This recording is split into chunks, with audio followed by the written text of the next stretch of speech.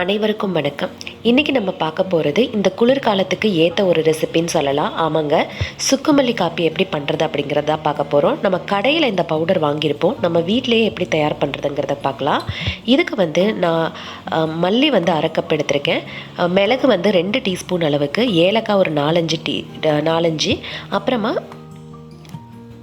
சுக்கு ஒரு 20 கிராம் கிட்ட எடுத்திருக்கேன். நல்லா சுக்குவோட அந்த தோலை நம்ம நீக்கிடணும். எப்பயுமே இஞ்சியும் சரி சுக்கும் சரி நீங்கள் தோல் நீக்கிட்டு பயன்படுத்தினா தான் அதனுடைய மெடிசினல் ப்ராப்பர்ட்டிஸ் ஃபுல்லாக நமக்கு கிடைக்கும்.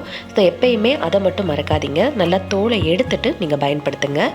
இப்போ நம்ம ஏற்கனவே எடுத்து வச்சுருந்த மல்லி, அரை கப்பு மல்லியை நல்லா வறுத்துக்கலாம்.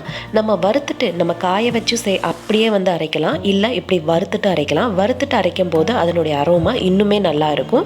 ரொம்ப நாளைக்கு ஸ்டோர் பண்ணி வைக்கவும் முடியும். நீங்கள் காய வச்சு மட்டும் அரைச்சிங்க அப்படின்னா ரொம்ப நாளைக்கு வச்சுருக்க முடியாது. ஸோ இப்போ மல்லியை நல்லா வறுத்து எடுத்தாச்சு. அதை ஒரு மிக்ஸி ஜாருக்கு ட்ரான்ஸ்ஃபர் பண்ணிக்கலாம். இதோட மிளகு ஏலக்காவையும் நம்ம சேர்த்துக்கலாம். சுக்கை அப்படியே சேர்க்க முடியாதுங்கிறதுனால நம்ம ஒரு கல்லில் நல்லா இடிச்சிட்டு இதோட நம்ம சேர்த்துக்க போகிறோம். இப்போ சுக்கை நல்லா இடிச்சிக்கலாம். இடிச்சிட்டு நம்ம அதோடு சேர்த்துட்டு எல்லாத்தையும் நல்லா கிரைண்ட் பண்ணி எடுத்துகிட்டு வந்துடலாம். இந்த சுக்கு மல்லி காப்பி குடிக்கிறதுனால என்னென்ன பலன்கள் அப்படின்னு பார்த்தீங்கன்னா, உங்கள் உடம்புல இருக்கிற தேவையில்லாத கொழுப்புகள் கம்மியாகும்.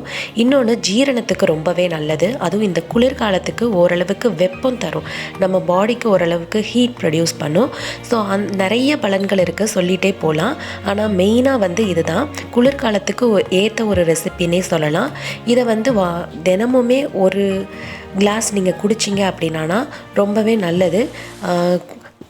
இந்த தொண்டை வலி இல்லை கோல்டு அப்புறமா தலைவலி இதெல்லாம் இருந்துச்சு அப்படின்னா இது ஒரு கப்பு நீங்கள் குடிச்சு பார்த்தீங்க அப்படின்னா அது பஞ்சா பறந்து போயிடும். இதுக்கு நான் 2 கப்பு நான் 2 பேருக்கு சுக்கு காப்பி போடுறதுக்காக எடுக்கிறேன். ஸோ 2.5 கப்பு தண்ணி ஆட் பண்ணியிருக்கேன். இதோட நான் பனங்கற்கண்டு ஆட் பண்ணிக்கிறேன். ஸோ உங்ககிட்ட பனங்கற்கண்டு இல்லை அப்படின்னா நீங்கள் எதை வேணால் சேர்த்துக்கலாம், கருப்பட்டியோ வெல்லமோ இல்லை சர்க்கரை கூட சேர்த்துக்கலாம். பட் நீங்கள் இந்த சுக்கு காப்பியோட வெல்லமோ இல்லை பனங்கருப்பட்டியோ சேர்த்து குடிச்சு பார்த்தீங்கன்னா அதனுடைய ருசி அபாரமாக இருக்கும். ஸோ இதோட நான் நம்ம ஏற்கனவே அரைச்சி வச்சுருக்கிற சுக்கு மல்லி காப்பி தூள் இருக்குது பார்த்தீங்களா, அதை 1 டேபிள் ஸ்பூன் அளவுக்கு நான் சேர்த்துக்கிறேன். இது நல்லா கொதிக்கட்டும். ஒரு 4-5 நிமிஷம் நல்லா கொதிக்கணும். கொதித்ததுக்கப்புறமா நம்ம வடிகட்டி குடிக்க வேண்டியதான். ரொம்ப சிம்பிளான ரெசிபி. இதை நீங்கள் ஒரு தடவை வீட்டில் ஸ்டோர் பண்ணி வச்சுக்கிட்டீங்க அப்படின்னா எவ்வளோ நாள் ஆனாலும் கெட்டு போகாது. நீங்கள் எப்போ தேவையோ அப்போ போட்டு குடிச்சிக்கலாம். வயிறு உபாதைகளுக்கும் சரி, இல்லை உடம்பு அசதிக்கும் சரி, இல்லை தலைவலி காய்ச்சல் எதுவாக இருந்தாலும் சரி, இந்த சுக்கு காப்பி குடிச்சிங்க அப்படின்னா ரொம்பவே ரிலீஃபாக இருக்கும்.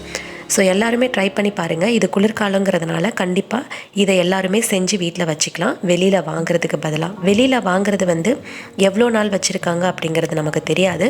ஸோ நம்ம வீட்டில் அப்பப்போ ஃப்ரெஷ்ஷாக இந்த மாதிரி ப்ரிப்பேர் பண்ணி நம்ம காப்பி போட்டு குடிச்சிக்கலாம். இப்போ பார்த்திங்கன்னா நல்லாவே கொதிச்சிருச்சு. இப்போ நம்ம இதை வடிகட்டிட்டு நம்ம சர்வ் பண்ணிடலாம். சூடாக ஒரு கப்பு குடித்தோம் அப்படின்னா குளிருக்கு நல்லா இதமாக இருக்கும். அதே மாதிரி நமக்கு ஒர்க் டென்ஷனு இல்லை எந்த மாதிரி தலைவலியாக இருந்தாலும் சரி அது பறந்து போயிடும். ஸோ அந்தளவுக்கு ஒரு எஃபெக்டிவான காப்பின்னு சொல்லலாம். நீங்கள் நார்மலாகவே தினமுமே டீ காப்பிக்கு பதிலாக நீங்கள் இந்த மாதிரி எடுத்துக்கிட்டீங்க, பால் சேர்க்காமல் எடுத்துக்கிட்டிங்கன்னா ரொம்ப நல்லது.